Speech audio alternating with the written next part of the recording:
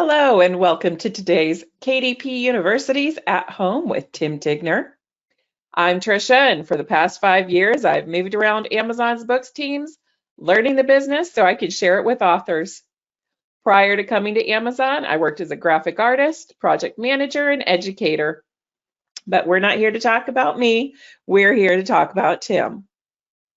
A Soviet counterintelligence specialist and veteran of the Green Berets, Tim Tigner worked out of Moscow and then Brussels during the formation of the EU, and more recently in Silicon Valley as a startup CEO before turning to writing full time.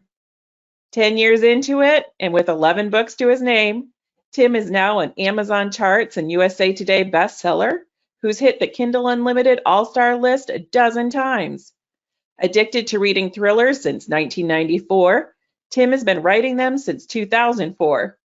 After enjoying a globe-trotting career in the medical device industry, Tim is now settled down in California with his wife and 2 daughters. Well, welcome, Tim. Thank you so much for joining us today. Oh, certainly my pleasure. Thank you for having me. Absolutely. And I always want to make sure that I thank you for your service to the country. Well, kind of you to remember that. It's certainly my pleasure. Absolutely. Now, my understanding is you've taken that service and you've converted it and started writing thrillers. Is that correct? Yeah, that's certainly one way to look at it.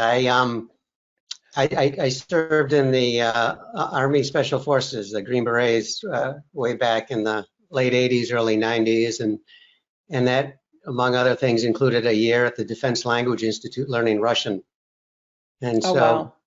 then I was in the military intelligence part of that service. So, between the paratrooper and the Russian language and the military intelligence and all the other crazy special forces related stuff, it gave me a lot of fodder for writing stories that ring true. So I get a lot of email from vets, thanking me for getting it right, because people don't always do that. So. Right, right. You can kind of tell the difference. Yeah, from the inside you can. It's people that haven't served don't know, and that's where a lot of these, misunderstandings come from, right? They get perpetrated by, some famous novelist said something and it sounded good, and then it gets repeated, but it's not at all the way it works. So. We'll just keep misinformation, I think they call it, right? Yeah. Interestingly, that also works the other way. I get a lot of people that didn't serve telling me, oh, that's not possible. Characters couldn't do that. And I'm like, no, actually, you should spend some time in the special forces and see what people can really do when it comes to endurance and events and so forth. So it actually cuts both ways. So. Right, right. Well, so did you go straight from the military to writing books, or did you do something different in between? No, not at all. I mean, the military was a bit of a diversion for me. I didn't ever expect to get into it. The opportunity just arose to get this fantastic experience, learn about the military, serve my country, pick up a foreign language, get a top secret security clearance, learn some spy stuff. This was back during the Top Gun era when that was all pretty cool. So I ended up doing that kind of in the midst of, got most of that training done in the midst of my college experience, and then returned to college, finished up, and continued in the career I'd planned, which was getting into to international business. Oh, okay. So I worked in finance at a major pharmaceutical company for a couple of years, and then they sent me to get my MBA. I also did a master's in international studies in Russian, and then went overseas to Russia and worked there for 7 years, starting up multinational corporations and all that. And it was just when I was kind of asking myself if this is what I wanted to be doing for the rest of my life that I started thinking about, well, maybe not. You're set up for this, but what would you really like to do? And I was well aware that the thing I enjoyed most in the world was reading a good thriller, and Robert Ludlum and Frederick Forsyth, kind of the big guys back then over in Europe where I was living. But then there's, of course, the question of, well, can you write? And that was a whole other thing to figure out. But it's a long time coming. Well, obviously you can, because you've made it so far and you're doing well with it. Um, so a couple questions. Did you go straight into self-publishing after you wrote your first book, or did you try to get traditionally published? Yeah, so that was a story. So I was, sitting in Brussels in my, corporate penthouse, with my corporate Mercedes and expense account and all this, and not happy. And I'm like, I want to try and make a living writing books. So what do you do? So I ended up taking the leap. I had enough savings to get me through what I figured was 5 years of writing, and I figured I could write Okay. 3 books in that period of time. Uh-huh. And so I left, bought a condo in Florida, worked out of the Clearwater Public Library, and I did. Over the next 5 years, I wrote 3 novels. Yeah. As soon Uh-huh. as I finished the first one, which took me a couple of years, I set about getting an agent, got one of those fairly quickly. She went about getting me publishers. She got me read by the biggest editors of the time, Dan Brown's editor. This was back during Da Vinci Code and all that, Uh-huh. while I'm working on book 2. And it was always close but no cigar. And I went through that for the years, wrote the 3 books, and just never got the big deal. And I was never willing to settle for a smaller deal because I was giving up a large corporate salary to be going after Right. this. And self-publishing wasn't yet an option. This was back in the early 2000s. I mean, technically it was an option, but really it was an admission of defeat and forget about it. And that wasn't the career I saw myself pursuing. Uh-huh.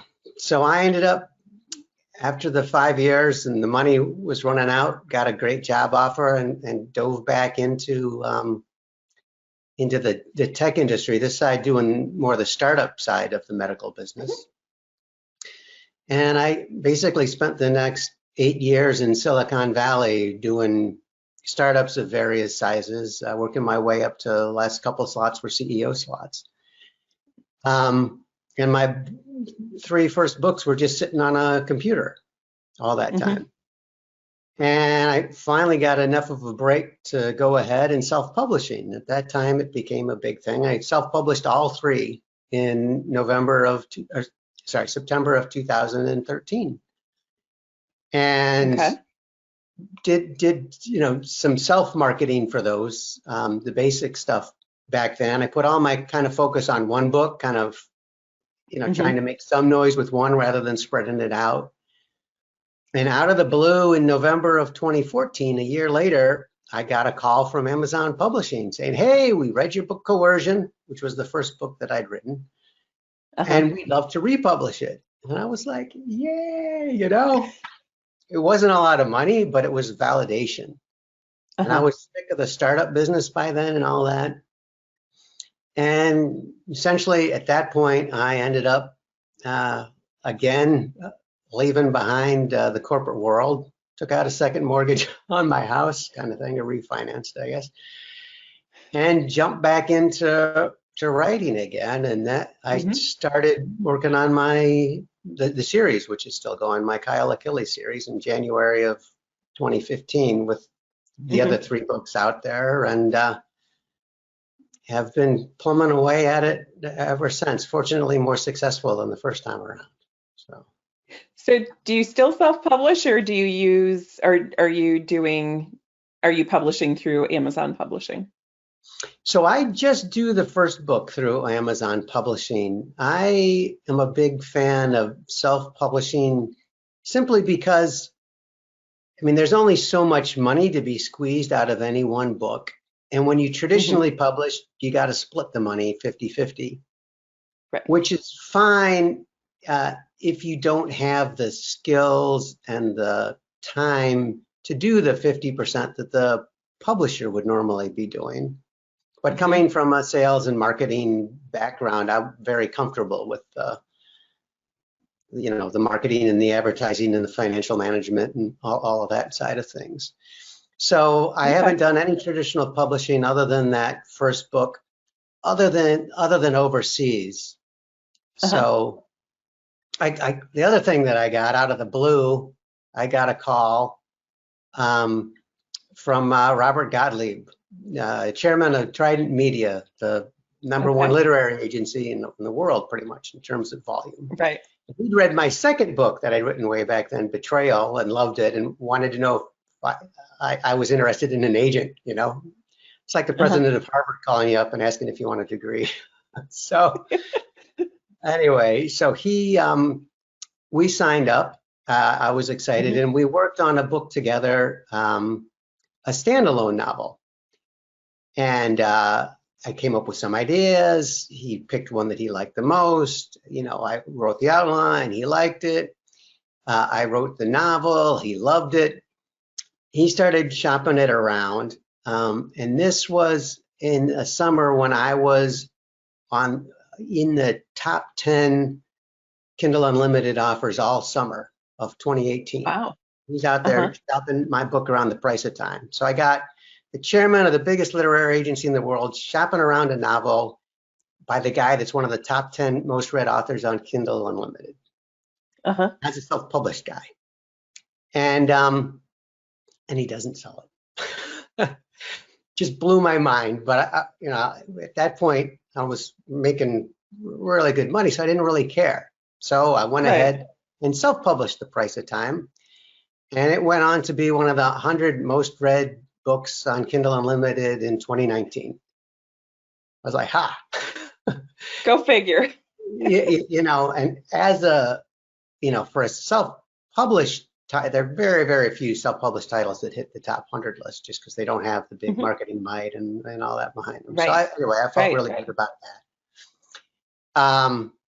Anyway, so my agent he has self-published it in a number of countries overseas, as well as my other books. So we keep going that way. So I guess getting back to your question, I use traditional publishing for overseas and focus myself here on the US, and I'm happy to do so. And and now I'm getting ready to publish the sequel to the Price of Time, which isn't really a sequel, I guess. It's kind of a book in the same mix, but I used new characters because I wanted it to function well as a standalone. So gotcha. So we'll see how that goes, but that's coming out May 1st. I'm pretty excited about that one.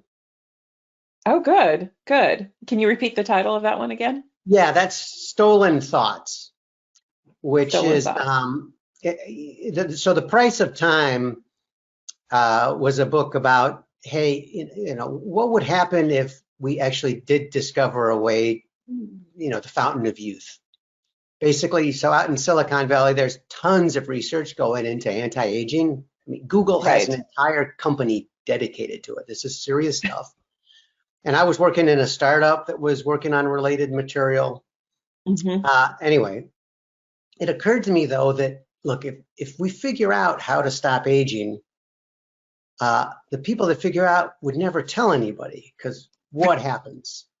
Well, nobody dies, and holy smokes, what happens to the world? We've already got a population problem. I mean, what would you do? You'd keep it a secret. Well, all right, and what does that lead to? And that's kind of the story of The Price of Time, which it made it a great hit with book clubs because there's so much to talk about. In addition to the action and the mystery and the suspense, there's the philosophical undertones. And so Stolen Thoughts was the idea, all right, let's come up with another kind of a watch what you wish for, thing. And I went through all kinds of, potential inventions that could fit the same thing as anti-aging. And I had 3 strikes before I hit the 4th one, which was mind reading. So basically intercepting thought. And there's a lot of research going on in that field as well. In fact, as I was finishing up the book, there was a 60-minute special on it by the head of the research lab at Carnegie Mellon about how they're able to, what the state of mind is in reading people's thoughts. And he gives kind of the same warning that I have at the beginning of, the Price of Time and Stolen Thoughts, that if we ever figure this out, heaven forbid the secret ever gets out because it'll destroy the world. And basically he says that. So I kind of now have a 60 minutes blurb for Stolen Thoughts, which is pretty exciting. So I'm thrilled Yeah. about that one. Uh-huh. And if I can talk about it a little bit, it's also kind of interesting, well, at least to me. It's the first time I've had a female lead in a book. So Okay. every single one of my other books had the male lead and the female strong second. This is the first one with a female lead, and she's deaf. So it was kind of a Okay. double whammy for me. Mm-hmm. Loses her hearing in an accident. And so she's pursuing this mind reading technology as a way to compensate for, her loss of hearing. Right. And finally cracks the code and then gets the big talk, in this case from her mother, who was also a research scientist, about, great, but now that you've done it, you can't ever let anybody know. Think about what'll happen, kind of thing. Right. So it's the same off on a big adventure, and I'm excited for where it'll go. I hope it hits the top 100 books of 2021, but I won't hold my breath. That's a pretty rare air. So, We'll see what happens.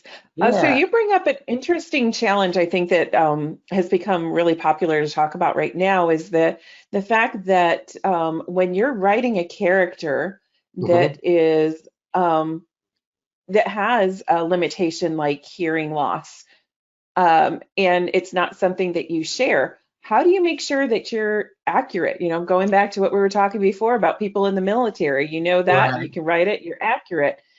I'm sorry, I'm making a leap, assuming that you are hearing able. So, Unfortunately, I can hear. Yeah, so I've been blessed. The biggest surprise and pleasant one, at least, of the whole publishing business for me has been the assistance of beta readers.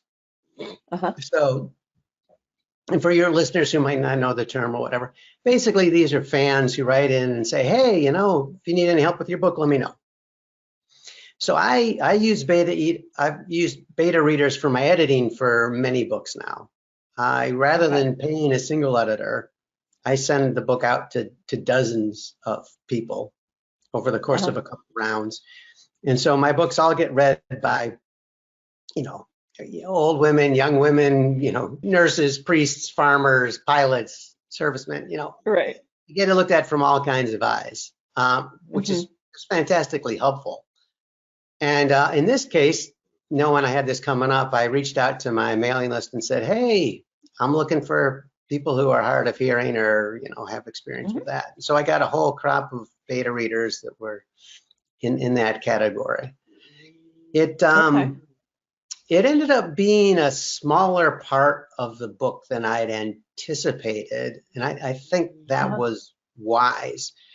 I think whenever you have a character that has a quirk or something odd or whatever, you don't want to keep putting it in people's faces, right? Whether it's an accent or whatever, enough to give them a feel, and then it kind of becomes all right. And so in the book, once we got through it, it didn't end up being a big deal, and I think that's kind of the way, if you've got you want it to be, right? People, all right, they're aware of it, and then they pay no attention to it. And I think Okay. that's the way that the book ended up working out pretty well also. Gotcha. Good answer. I think that that's a challenge right now, and it's something that's very mainstream and talked about. And the fact that you reached out to your beta readers was a great solution to help you overcome that. It's so important, especially with the way, times are changing now and what words you can use Mhm. and all of that stuff. Right, You know, right. you As try to it get becomes, everything right, but right for, one generation isn't right for the next generation. And how do you make that work? Mhm. Right, right. As we become more aware, and how do we become more inclusive in the writing? So let's talk about marketing. Marketing's a big thing for a lot of new authors where they are challenged to understand the business aspect of self-publishing. But you come from a business background and you were able to transition your understanding of business into running a publishing business. Would that be an accurate statement? Yes, indeed. All right. So can we talk about some of the things that you feel are absolutely intrinsic? You have to do these things in order to do well in the business of self-publishing. Sure. Yeah, it'd be my pleasure. So I think the most important thing, especially for the new people, is to kind of understand what they're getting into in trying to Okay. make, and I'm going to assume that you're trying to make a living out of the writing. So that'll be the underlying assumption to everything I'm saying. If you're in it for Uh-huh. fun, disregard what I'm saying, but for return on investment.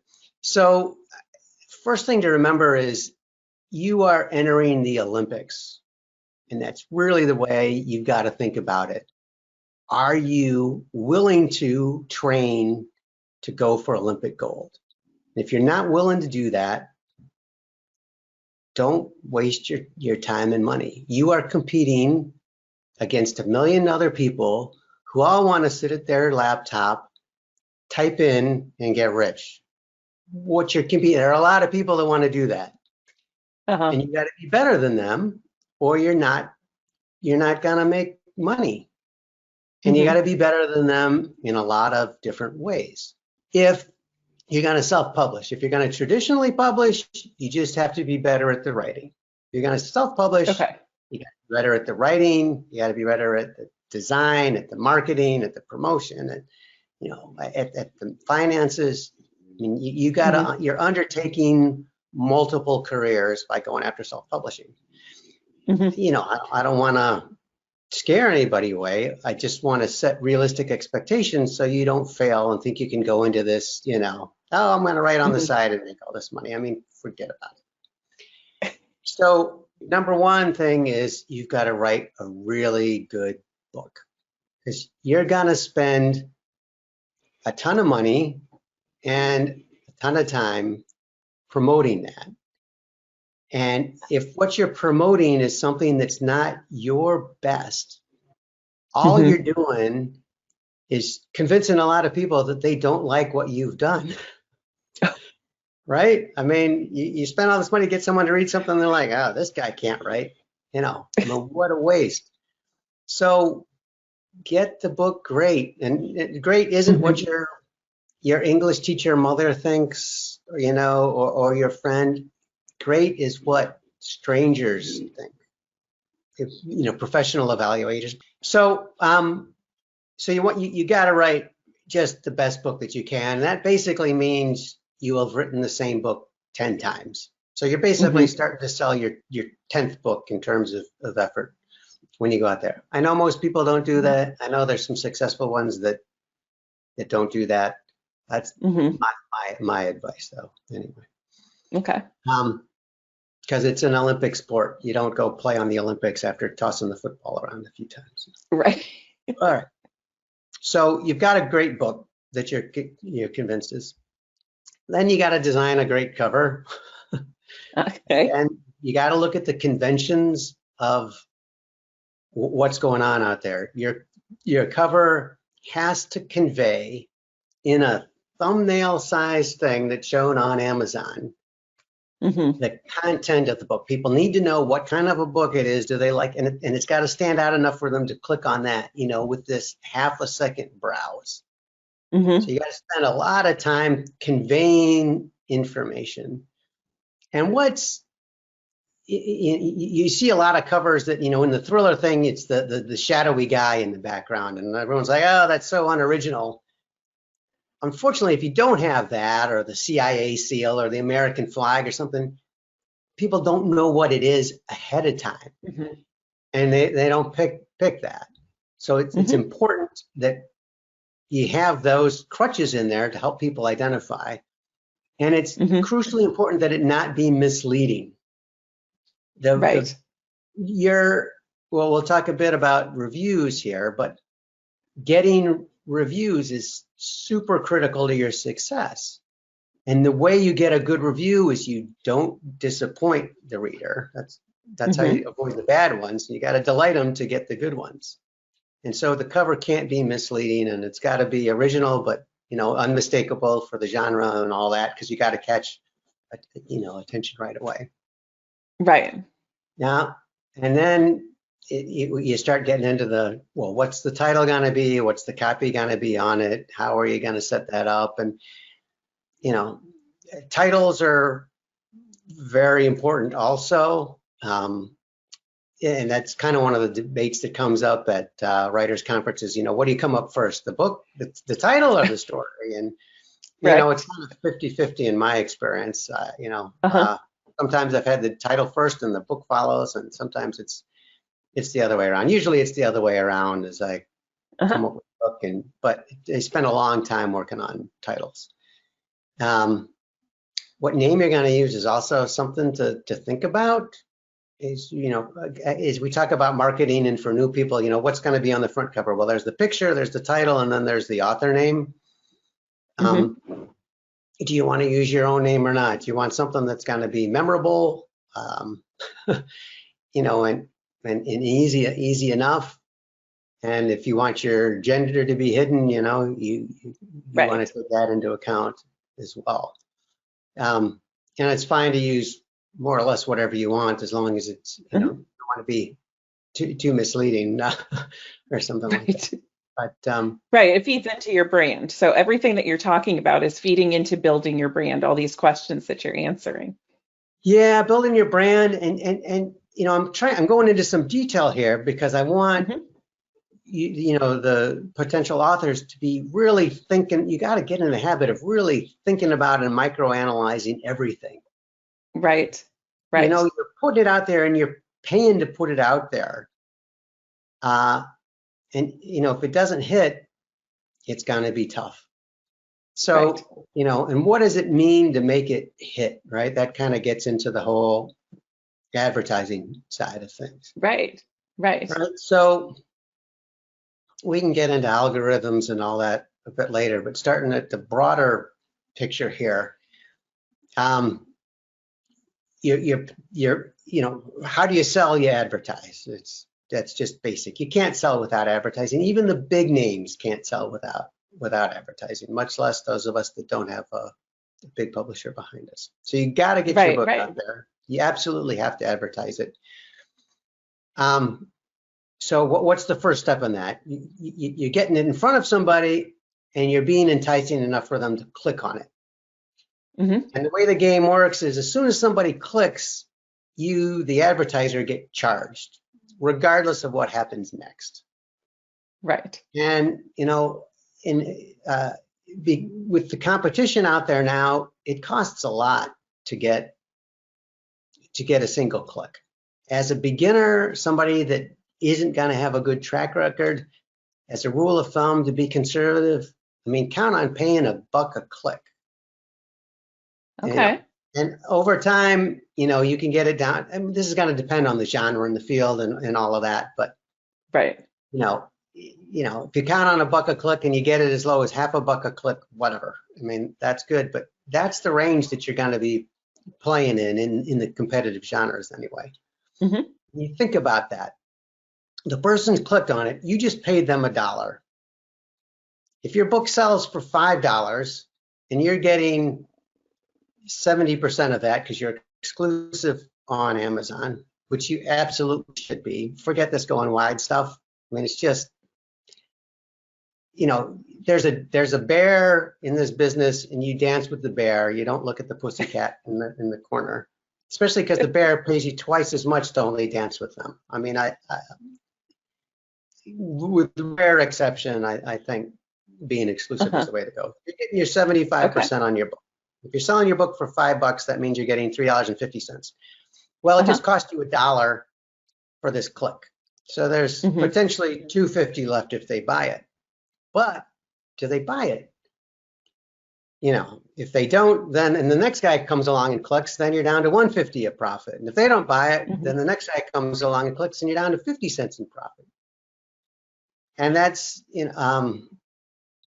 the conversion rate is how often are people who click and ended up buying. And the numbers there are really low. 1 in 5, 1 in 10. That's kind of what you got to be thinking about. So if Mhm. your book is $5 and you're selling it for, I mean, if you're selling the book for $5 and you're paying $1 for a click and you get 10 clicks, you just lost $6.50 selling that book. Well, how is that possible? How does the market support that? Well, people like me and other big authors, they've got a series with, 5, 10 books in it, and they're confident that you're going to like the series. So you got your Okay. $5 book, and you just spent $10 on advertising, which puts you in the hole by $6.50. How do you make Mhm. money on that? Well, they love the first book, so they go in and buy the second book, hopefully without any advertising, and then the third book, and so it all works out in the long run. Mhm. That's why people are paying so much for the clicks, is because they're counting on that tail, and it makes sense Right. to do so. That's why, though, if you're first getting into this market, you need to understand what you're getting into, which kind of brings me to the next point. When can you start making money, and how much money can you expect to make, and so forth. And the rule of thumb, I would put out there is you're going to need at least 3 books to start getting anywhere, and 5 is going to Mhm. be a whole lot easier. And how Okay. long does it take to write 5 books? In the thriller genre, that's probably close to 5 years. In the romance genre, it could be 1 year. it, Right. it really depends on the niche that you're going after, and so forth. But as you think about taking this on and what you're going after, I mean, set your expectations. And I put this out there Mhm. because I get contacts from other wannabe authors, often fellow service members who are getting out, and they're kind of, she's been playing on the network thing, Right. and try to set expectations of, you got to write great books, and you got to get a bunch out of there count on paying the mortgage with your royalty. Right. Now, the good news about this whole thing, right, is that once you do get them out there, they sort of become annuities as long as you keep advertising, reminding people about them. Mhm. I kind of think of it as logs on the fire, and the more logs I have burning, the more income I have coming in, assuming I'm writing good books. And this Mhm. gets back to the whole thing of, I don't want to spend money on these people. I want them, always being delighted when they buy it.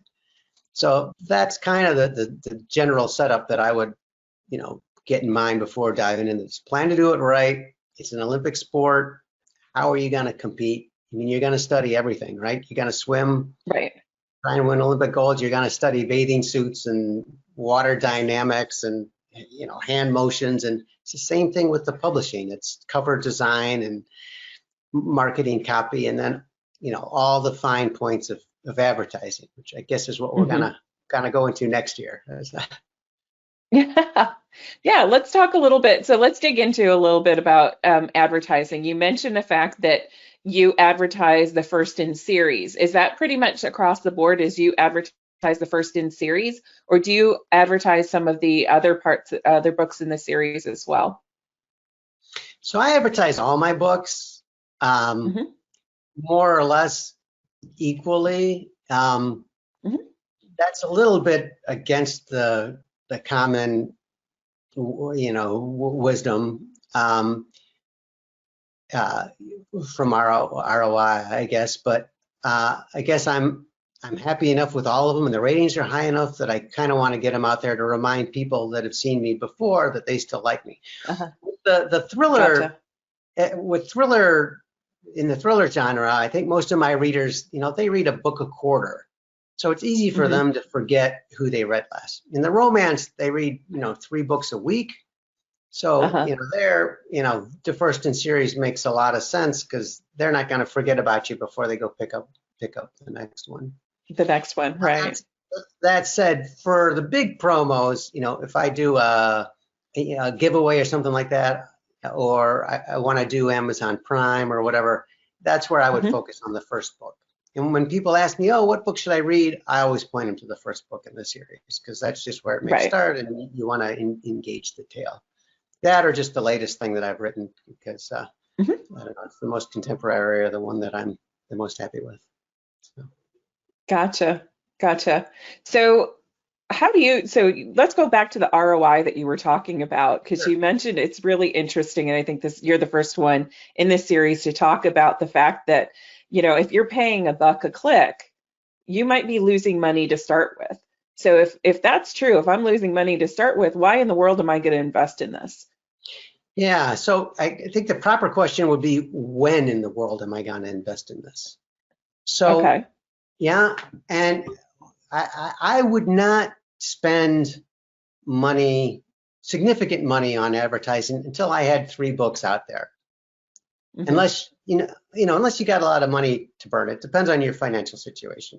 I mean, what you want. So if you think about return on investment, you're like, all right, for every dollar I spend, how much can I expect to earn? It's very unlikely that you'll make money off of a single book, just because people don't know you. It's going to be expensive for them to get to try you. So it's more expensive at the beginning to advertise than it is later on, as unfair as that may feel. What I would recommend you do earlier on is, the first thing you got to do is get your review count up. You want to aim to break that 100 barrier, and then eventually the 1,000 barrier. For me, breaking through the 1,000 was kind of the big thing. It's a long way off, though. With you need to sell or give away 100 to 200 books per review. So for 1,000, that's like 100,000 books out there, at least, to garner that number. That's a lot. If you think about a book a click, you start to get the feel. So what do you want to do? There's a lot of book giveaways or book discounts or whatever. At the beginning, that's going to be your friend. The 99-cent thing, the free things. This is where, again, being exclusive to KDP gives you these 5 days a quarter that you can basically use to give your book away or sell it cheap, and they'll kind of help on the advertising kind of thing. And there are lots of free websites that let you advertise your sale. So you got to do that. Get it out there, get the review counts up, and that's going to make it much more likely that people will click on your ad, because they'll see, that social proof that's out there. That's what everyone looks for these days. We'll talk a bit more about what people look for in a minute, but they want to see that social proof, and that's in a number and an average. So you got to get that up as cheap as you can without cheating.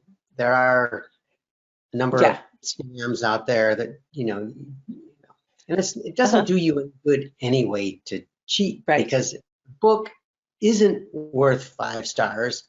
You're going to spend money promoting something that you shouldn't be promoting. Get the book, just put the time in to get the book to where it's worth 5 stars. And being worth 5 stars, if we talk about that for a second, one thing you learn is that tastes in people vary a lot. Just like with food, some people love broccoli, some people hate broccoli. Cilantro, spicy food, whatever. I don't take it personal if my dinner guest doesn't like cilantro. They just hate it. Me, I love it. And you got to look at it the same way with your writing. Some people are going to love it, some people aren't. Your authors, like your John Grisham and your Stephen King, they still only appeal to like 10, 15% of the reading public. The mega centers, they're still, whatever. Household names, everybody knows them, but 9 out of 10 people don't like them. Right. You as an aspiring author, you gotta shoot for, 1-2% of people that like you.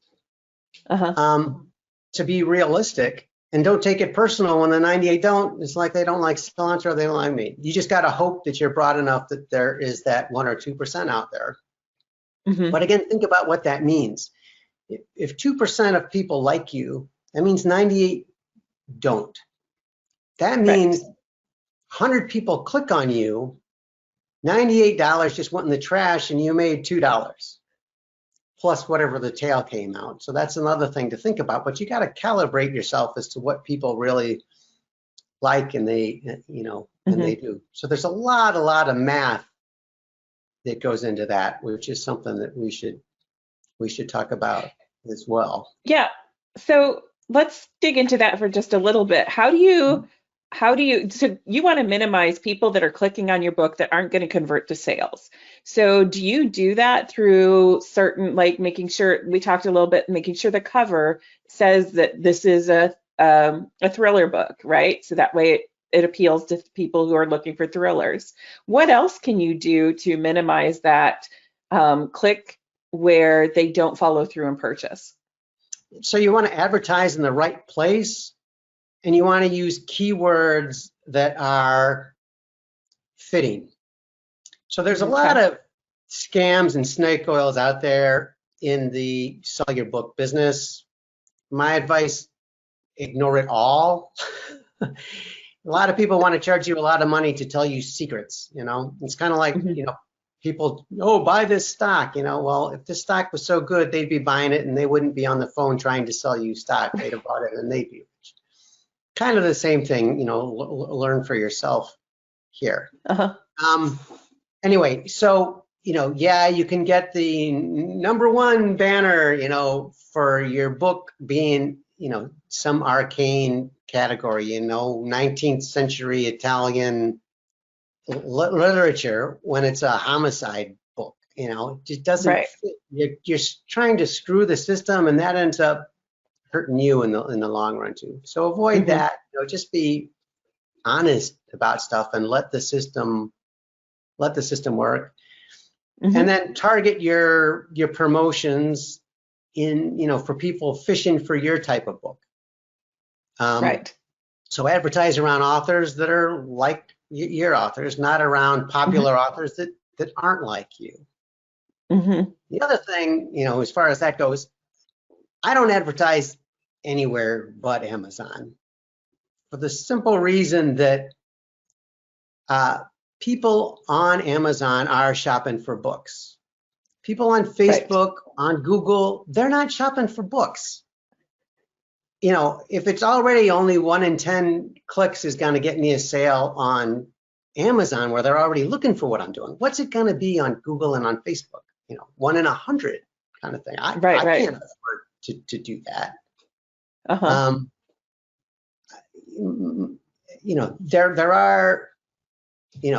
There are exceptions to that in genres and so forth. And I wouldn't advertise on Facebook as a thriller writer. But if I sold romances, I would, because there's a lot more churn going on, a couple books a week versus a couple books a year kind of thing. So your odds of hitting someone is hotter, and a higher female audience, they tend to be a lot more socially interactive than my crowd, even though my thrillers is still 50% female readers, but it's a little bit of a different I don't know, personality type maybe that takes that on. But anyway, just be smart about where you're spending your money. Is you want to spend it where people are buying things. Radio, for example. I've had a little bit of radio exposure. I know other people that have. Doesn't sell anything. I mean, if only I could get this. People listening to the radio aren't buying books, so it doesn't do any good. Maybe they hear the advertising 10 times, then you get the name recognition, and that kicks in later on. And that's the stuff, marketing people selling you advertising talk about, it's impressions and we're building brand awareness, and they give you all this crap at you that just basically clouds the picture that says, you just spent $10 and no, you really got something for it, when no, not really. You need to know what you're getting for your advertising dollar if you're on a budget. We can take some questions if you're comfortable with that. Yeah, sure. All right, so let's do that. Um, so we have a question. Do you use lock screen ads? And if so, how effective have they been compared to sponsored product ads? Huh. So I don't want to get into the specifics of one type of ad versus another type of ad because that's one of these things that's just changing, and you've got to figure it Hmm. out for yourself. In everybody's instance, it's going to be different. What I Okay. strongly suggest you do is try everything and just repeat what works. And that's Hmm. just for advertising in general. It's for all of the different types of things um, on Amazon as well. Play them all, see if they work. If they don't, come back to them, 3 months or 6 months later and try again because the algorithms are changing all the time too. Hmm.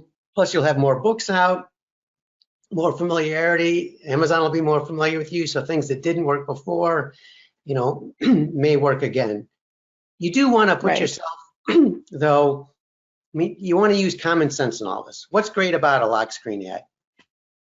It's there by itself, which is great. Right. Normally, you open up a page on Amazon or Facebook or wherever. What do you see? Tons of information. What are the ads that are going to hone in on, your little thumb there? And Uh-huh. where's that thumbnail going to be? And all of this stuff. Of course, with all of these things, the more appealing the ad, the higher the price it can command. And so, the more confident you need to be that you've got your marketing message, refined so that you're going to Hmm. get the conversion rate that you need out of it. So at the beginning, when you're just getting started, maybe you ignore the expensive, full page ad in the New York Times type of thing, and you focus on, the ads that you can get for 2 or 3 cents kind of thing. Hmm. Those are out there if you play at the margins and you don't try to ramp up the volume too much. There's a huge difference also when you talk about what scales and what doesn't in marketing. And this is one of the things that I always find myself rolling my eyes at when I go to these writing conferences, and authors, and what worked and what didn't. And people will get up and they'll say, oh, I increased my marketing 300% by doing this. Well, increasing your sales 300% by doing something, it's a whole different ballgame if you were selling 2 books or 2,000 books, right? Somebody did Hmm. this, and instead of selling 2 books, they sold 8. Right. Whoop-de-doo. They were selling 2,000 and they sold 8,000. That's a big deal. So when you hear, Right. you know, this is where a lot of these sales pitches and these testimonials that you see in these online how to do it things, that's where they're playing with you. Oh, I increased my sales 200% by doing this. It means they made an extra $4. Don't. It's when it's the real numbers. You gotta pay attention. So you kind of want to use common sense and be Right. skeptical about whatever you're hearing and study it.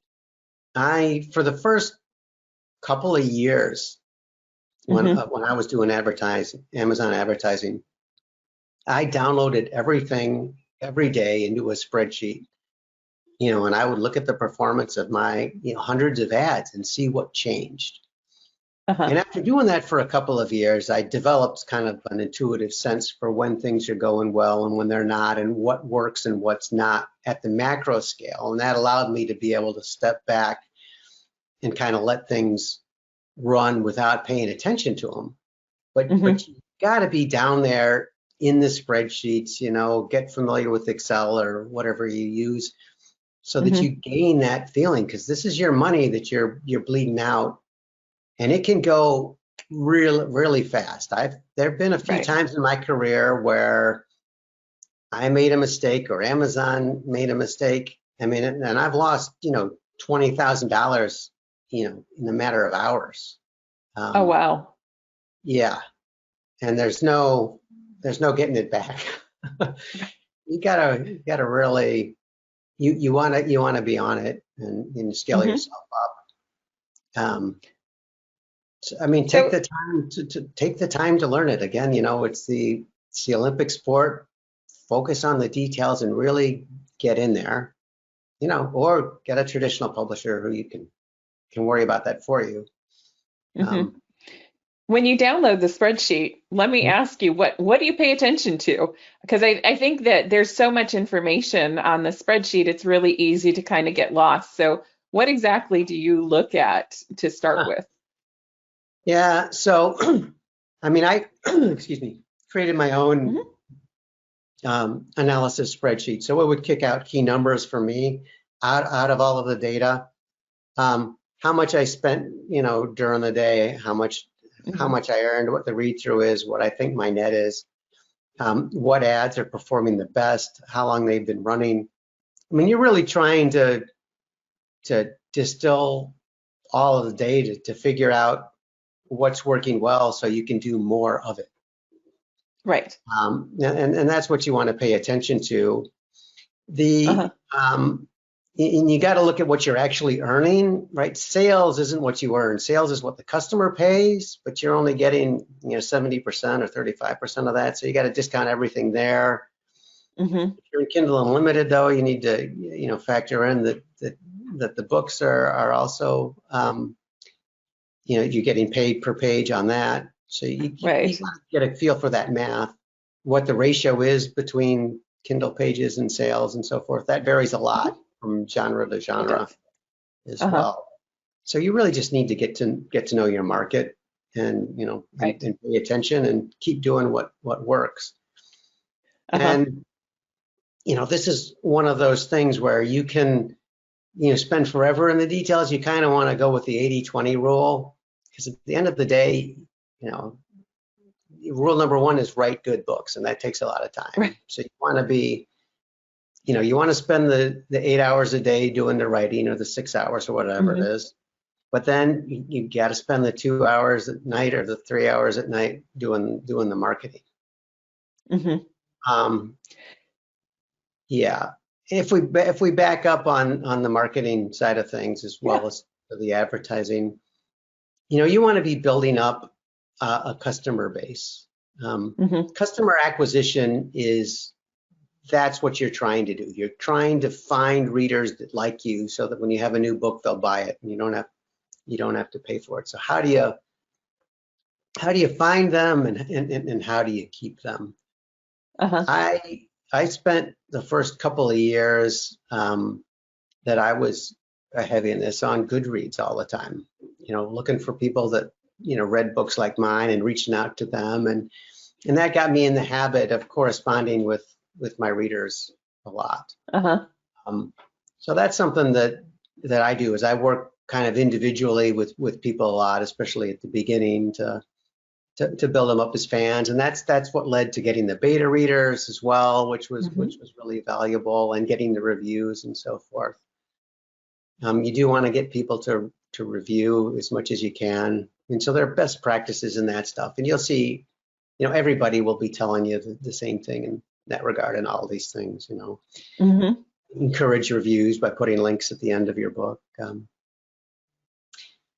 Another thing that I did from the very beginning, which I continue to do, and I'm really glad I did the whole time, was, even though I was self-published, I tried to act like a traditionally published best-selling author in Hmm. terms of what I do and how I present and promote myself. Hmm. And there were some things that I didn't do a very good job of at that earlier on, that I've later corrected, as far as what I put in pre-matter in my books and how I formatted my paper books and all that. And over time, Hmm. you don't notice the mistakes that you're making until you've been at it for a few generations. But kind of like, look, these guys have, the experts are doing it. This is how they're selling them. I just, mimic what they do. I don't try to reinvent the wheel. And I'm not taking advice from somebody that's, selling me advice. I'm taking it from, Right. successful people who are offering good advice free of charge, like on Right. Exactly. University. Awesome. Um, so I think we're almost at the end, but let me find one more really good question. and then we'll go ahead and wrap up for today. If you had to say, and I think we've kind of covered this, but if you had to pick one of the biggest mistakes you think self-publishers do, what would it be? Yeah, the first big mistake is publishing the book before it's ready. You're so anxious to get it out there and start making money and start prove to yourself that you can do it, that you throw it out there, and that's really shooting yourself in the foot. So take the time to get it right. You know, you're marching out into the Olympic field, so don't treat it like the high school field. Right. Good call out. All right. Well, I think that's everything. I really appreciate you joining us today and sharing your wisdom. I think you got really good actionable steps from our conversation today. Well, thank you, Tricia. It's been my pleasure. I hope I've been helpful to your listeners. Thank you very All much. right. Thank you.